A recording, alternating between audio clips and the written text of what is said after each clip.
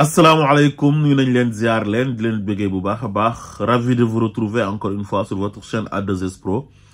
Avec un immense plaisir, continuez len di abonner, ngeen bëss cloche notification bi su ko défé bépp vidéo buñ duggal ngeen mën ko am à temps réel. Bu len fatte di like vidéo bi manam diko aimer, di bëss ci baram bi bu baax baax pouce bi. Da fay tax vidéo bi viral ba ku nekk man ci jot, bu len fatte timit diko commenter waye timit diko partager. Comme on a l'habitude de le faire, nous allons voir sur ce qui concerne l'actualité politique sénégalaise, voir sur la sortie de Moustapha Diakhaté. Olof Ndiaye dafay faral di wax ne mag mat naa bàyyi cim réew man ma yokk ci ne yàlla na fekk mu nekk mag mu baax waaye Moustapha Diakhaté mag mu réew la mag mu xamadi la mag mu arrogant la mag mu insolent la mag mu irresponsable la. Il n'est pas une référence pour la jeunesse sénégalaise. Gis nga sax xamadi ak sa reewande gi ngay jaay billahi da nga am chance ba dajeek ay nit yoo xam ne ñoo la gën.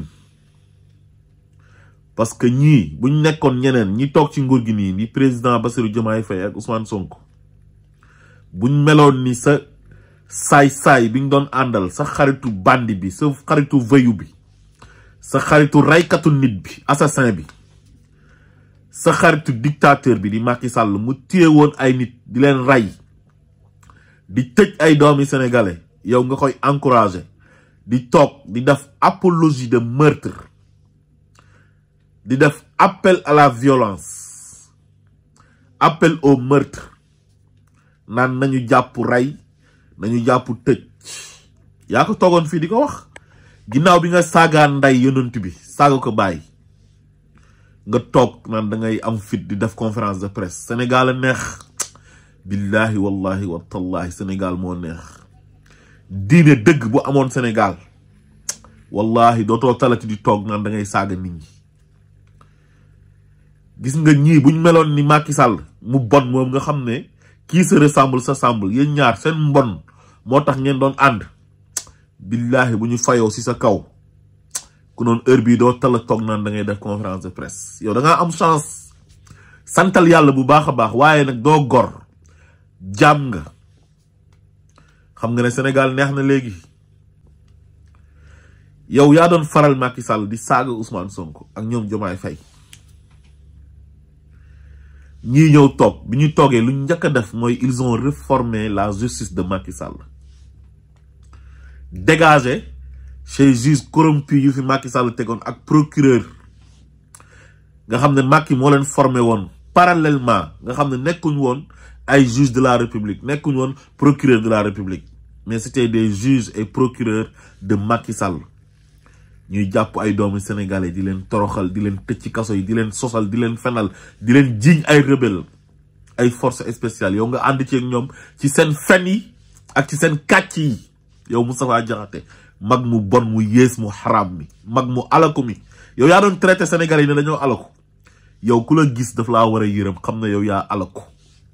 parce que depuis Cheikh Anta Diop ba léegi yaa ngi politique te tekki woo dara ci politique ñiy judd barki démb ñëw sénégalais yi bëgg leen adopté leen ñu indi programme boo xam ne moo neex sénégalais yi yow chef de quartier sax boo ko soxla woon kenn du la ko fal suñ ko doon voté parce que tekki woo dara tu es un vaurien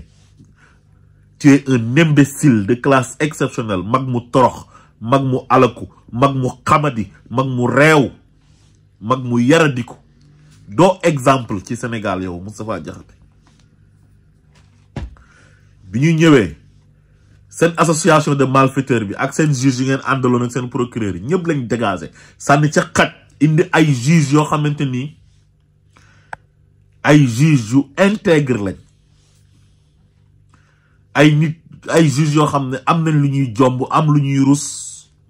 indi procureur boo xam ne am na lu muy jomb am na lu muy rus uuteeg seen procureur yi doon jàpp ay nit di leen fenal di leen sosal di leen tëj ci kaso yi uuteeg seen juge yi ngeen doon recruter ñuy sosal nit ñi di leen fenal di leen tëj ci kaso yi yow bés boo demee ba toog naan da ngaa tala wax wallahi war nga sant le président Bassirou Diomaye Faye sant Ousmane Sonko parce que buñ doon fay wante heure bii yow di nga tal leneen lu dul toog di wax bu leen neexoon ñu dem ut ñoom seen ay juge bopp waaye ñoom loolu dañ kaa jomb dañ ko rus parce que ay doomi gor lañ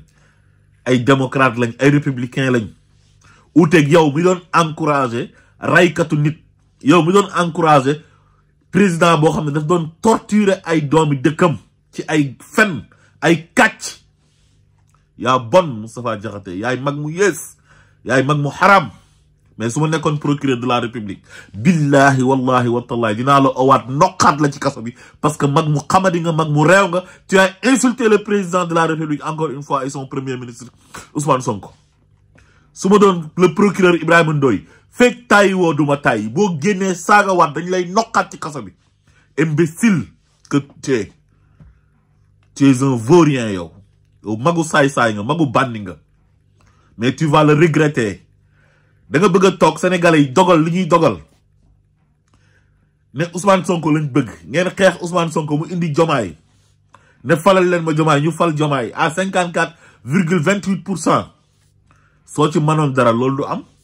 ba pare nga continuer di saaga sénégalais yi parce que tu ne respectes pas les sénégalais yi nga xam ne ñoom ñoo choisir le tandem Diomaye Ousmane Sonko bañ gi nga leen bañ en bi nga am ci ñoom nga yàgg investir dem créer sa benn association de malfaiteurs ay saagakat nga foog ne yëguñ ko ñun di leen fay di dem ci Marième Faye mu lay jox xaalis ngay neexal ay saagakat ñu wër plateau télévisé yi di saaga Ousmane Sonko di yàq deram te Ousmane Sonko gën la yow dallu Ousmane Sonko sax moo gën sa baay gën sa ndey yow Moustapha Diakhaté imbécile bi mag bu tekkiwul dara toog di saaga nit ñi suba ak ngoon guddeeg bëccëg loolu ñun xale yi ñoo ko waroon def sax nga ñëw di ñu yedd waaye dangaa alaku dangaa torox yow boo toogee di tudd Cheikh Anta Diop sax dañu la war a mbéj parce que waroo woon a nekk sax ku ànd ak Cheikh Anta Diop wala kuy jaxasoog Cheikh Anta Diop parce que yow doo nitu dara nit ku bon nga nee nga da ngay plaider pour les détenus politiques xanaa tey nga ko mën a def yow war nga toog tey di wax ci ay conditions carcérales yoo xam ne jaarul yoon te yéen ngeen nekkoon fi di jàpp ay nit ci sol t-shirt Ousmane Sonko ak Pastef ci takk bracelet Pastef ci sant Joola ci emoji ree comme li ngeen defoon Ousmane Diagne ci maintien rek fala fleur ci j'espère qu'ils n'ont pas tué mon frère yu bon yooyu yëpp am fi ngeen rey Didier Badji rey Fulbert Sambou waa ji nga doon faral Macky Sall moo rey Didier Badji ak Fulbert Sambou rey François Mancabou loolu yëpp dénoncé woo ko nga doon encouragé tey nga ñëw ñii ñëw changer justice bi ba yow nga mën a saaga sénégalais yi ñu yóbbu la flagrant délit jaarale la ci yoon atte la tëj la 2 mois nokk la ci kaso bi nga génnaat ñàkk jom naan dangay wax ay conditions de détention yu jaarul yoon ay ñuñ tëj te waruñ leen a tëj ay mandat de dépôt dafa yomb yow war nga ànd ak Macky Sall démb raykatu nit ku jàpp 2000 et quelques jeunes tëj leen ci kaso bi ray 86 personnes nga koy jiiñ Ousmane Sonko su ma doon avocat Ousmane Sonko yi dinaa la porter plainte saaga yi ngay saaga Ousmane Sonko mu dakk su ma doon procureur dinaa la oo nokkaat la ci kaso bi parce que da ngaa saaga le président de la république chef suprême des armées offense au chef de l'état lañ la war a jàppaatee nokkaat la ci kaso bi parce que mag mu xamadi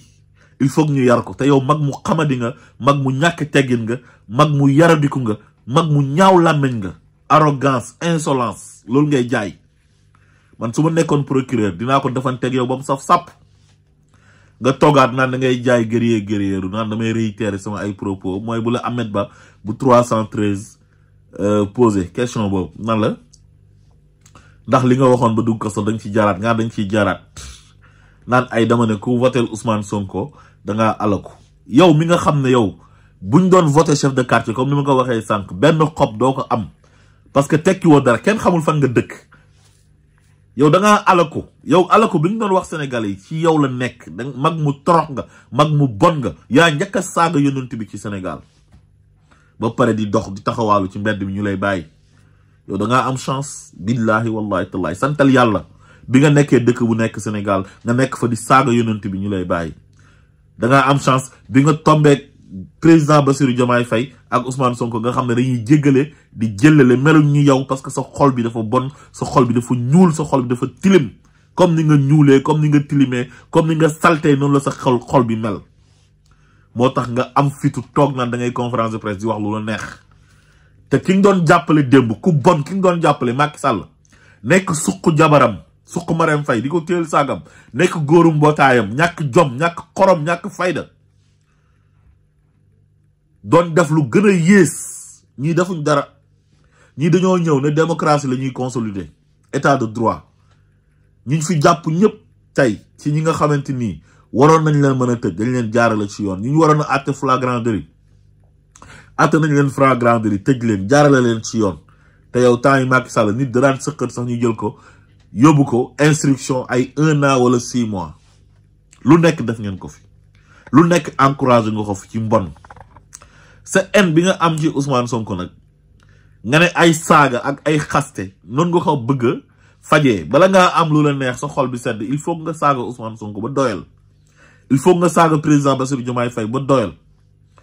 waaye billahi wallahi watallahi su ma doon procureur duma la ci bàyyi fekk tàyyi woo duma tàyyi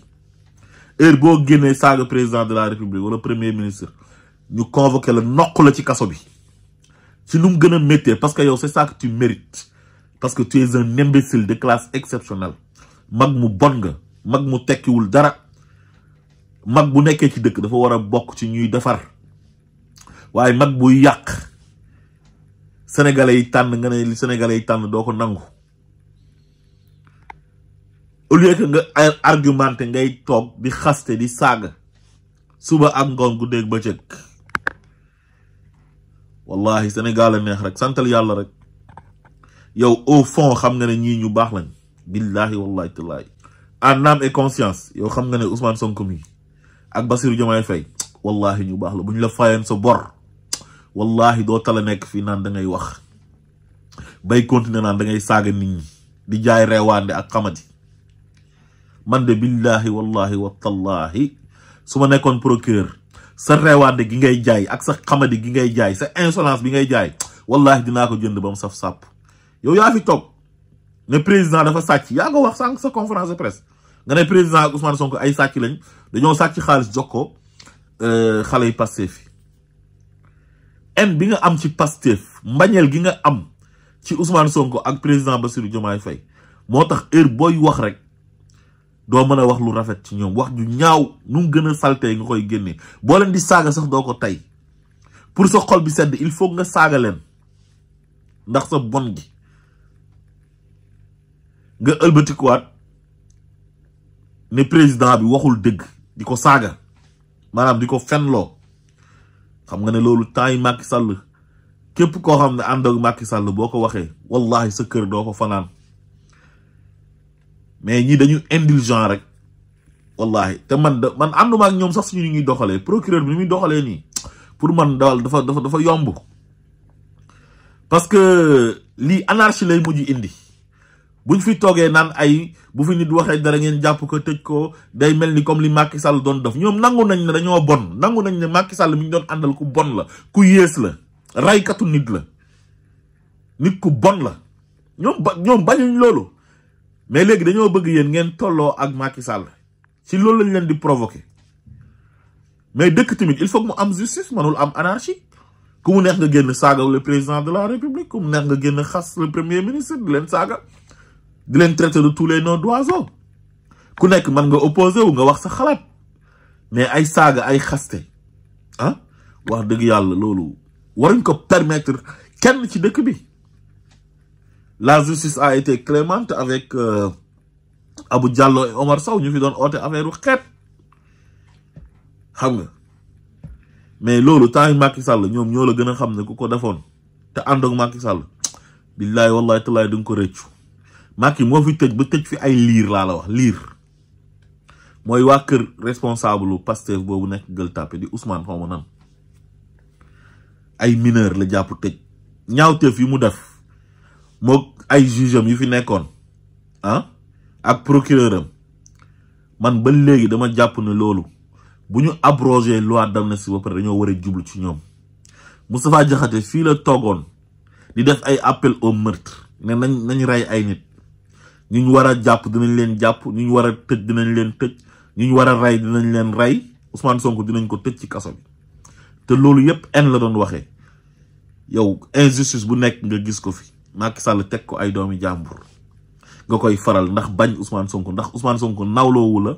parce que mag mu alaku nga mag mu torox nga mag mu tekkiwul dara nga te doo mas a tekki dara te sa xol bi dina dagg ba nga dee Ousmane Sonko di continuer di la raw ak le président Bassirou Diomaye Faye yow mën ngaa jur le président Bassirou Diomaye Faye